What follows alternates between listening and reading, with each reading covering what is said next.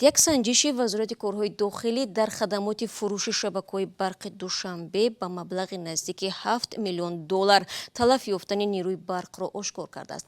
آشکارشوی تلفات هنگفت برق و عیبنامه دزدی پول در حالی است که قرض شرکت برق تاجیک به بیش از 2.5 میلیارد دلار میرسد و سالهاست نمیتواند خودکفا بشود. از طرف دیگر ساکنان در کشور این شب و روز از محدودیت در انتقال برق شکایت دارند. همکارم عبدالله شوروف این موضوع را تحقیق داشت و حالا با ما در استودیو است. عبدالله سلام و نخست درباره این مبلغ بگو که چگونه معین شده است. سلام شهلا. یک زمره سندها از نتیجه تفتیشات مقامات در شبکه‌های برق شهر دوشنبه روز 9 نوامبر دسترسی رادیو آزادی شد که در آن مفتشان از عمل یک گروه جنایی در این اداره خبر می‌دهند که از راه دزدی پول برق مبلغ‌های کلان به دست آوردند.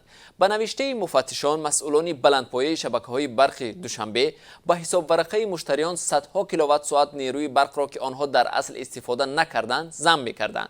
بعداً برق ضم شده را به گفته تفتیشات با تعریف صفر حسابی نموده، یعنی گویا مشتری برق رایگان گرفته است، کیلووات‌های برق تصرف شده را با مشتریان دیگر با تعریف‌های پست یعنی با نرخ ارزان فروخته مبلغ‌های کلان پولی به دست آوردند.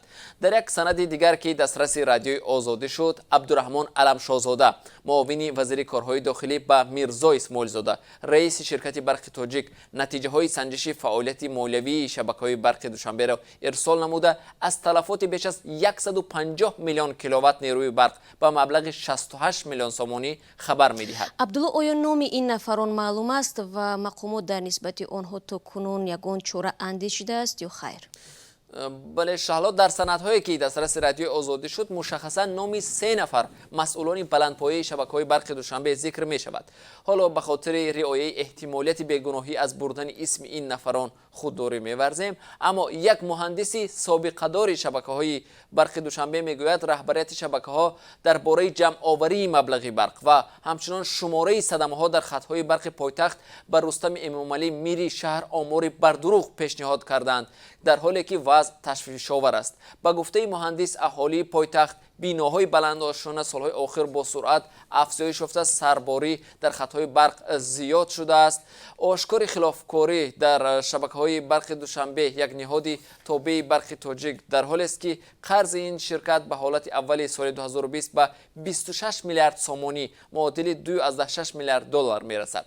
عین زمان نرخ یک کیلووات ساعت نیروی برق برای اهالی 22.62 درم یا 22.3 سنت است.